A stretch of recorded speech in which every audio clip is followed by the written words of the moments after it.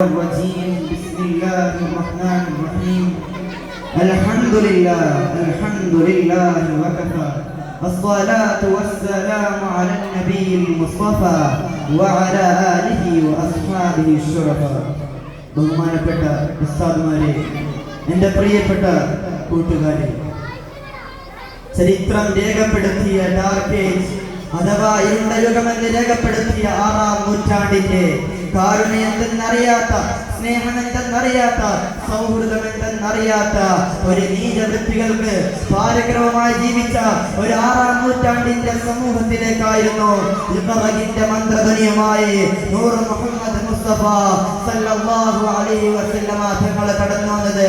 അതെ, പിറന്നു വീണ കുഞ്ഞ് പെണ്ണാണെന്നറിഞ്ഞാൽ ജീവനോട് കുഴിച്ചു മൂടാൻ മടിക്കാത്ത ഒരു 6-ാം നൂറ്റാണ്ടിന്റെ സമൂഹത്തിലേക്ക് മദ്യപാനം, ചൂതാട്ടവും ജീവിതം മുഴുവനും കൊണ്ടു നടക്കുന്ന അവരുടെ ഇടയിലേക്കാണ് നമ്മുടെ മണിമുത്ത് മുഹമ്മദ് മുസ്തഫ സല്ലല്ലാഹു അലൈഹി വസല്ലമ തങ്ങൾ കടന്നു വന്നത്.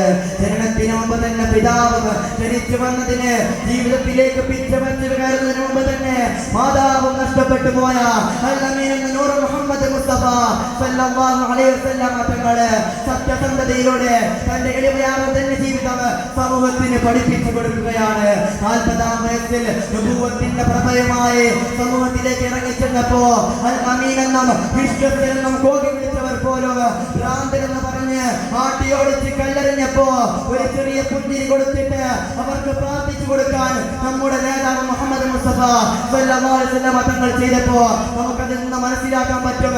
അധർമ്മവും അനീതിയും ചൂതാട്ടവും മദ്യപാനം കൊണ്ട് നടക്കുന്ന, അതെ, ദരിദ്രർക്കും അടിമകൾക്കും അവകാശമില്ലാത്ത, സ്ത്രീകൾക്ക് അവകാശമില്ലാത്ത ഒരു 6-ാം നൂറ്റാണ്ടിന്റെ സമൂഹത്തിന് വെറും 23 വർഷം കൊണ്ട് നീതിയും ധർമ്മവും പഠിപ്പിച്ചു കൊടുക്കാൻ ലോകത്തിന്റെ മണിമുത്ത് മുഹമ്മദ് മുസ്തഫ സല്ലല്ലാഹു അലൈഹി വസല്ലം തങ്ങൾക്ക് കഴിഞ്ഞെങ്കിൽ അത് നമ്മുടെ മണിമുത്ത് മുഹമ്മദ് മുസ്തഫ സല്ലല്ലാഹു അലൈഹി വസല്ലം തങ്ങൾ മാത്രമാണ്. എന്റെ പ്രിയപ്പെട്ടവരെ, ദിനത്തിന് ശേഷം 1500 വർഷങ്ങൾ കഴിഞ്ഞിട്ടും നോക്കൂ എന്റെ പ്രിയപ്പെട്ടവരെ, ആ നേതാവിനെ സ്മരിക്കാൻ ഇന്ന് ലോക ജനത ആകർഷിക്കുകയാണ്. അതെ, തന്റെ ശരീരവും മനസ്സും സമ്പത്ത് പോലും ഹബീബ് സല്ലല്ലാഹു അലൈഹി വസല്ലം തങ്ങൾക്ക് വേണ്ടി ചെലവഴിക്കുന്നത് കാണുമ്പോൾ നമുക്ക് മനസ്സിലാക്കാൻ പറ്റും ലോകത്തിന്റെ നേതാവ് മദീനയുടെ മണവാളൻ മുഹമ്മദ് മുസ്തഫ സല്ലല്ലാഹു അലൈഹി വസല്ലം ആണെന്ന്.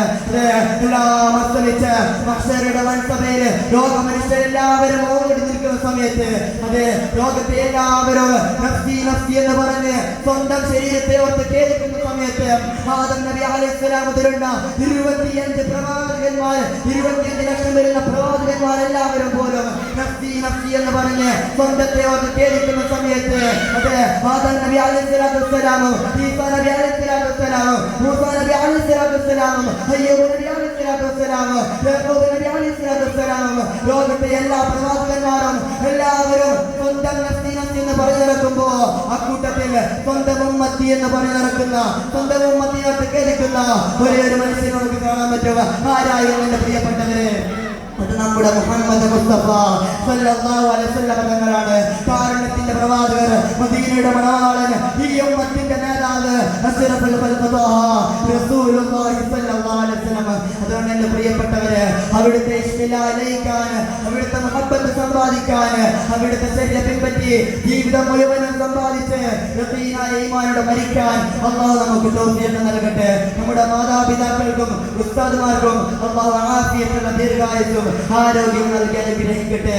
വാഖിറു ദഅവാന അൽഹംദുലില്ലാഹി റബ്ബിൽ ആലമീൻ. വസ്സലാമു അലൈക്കും വറഹ്മത്തുള്ളാഹി വബറകാതുഹു.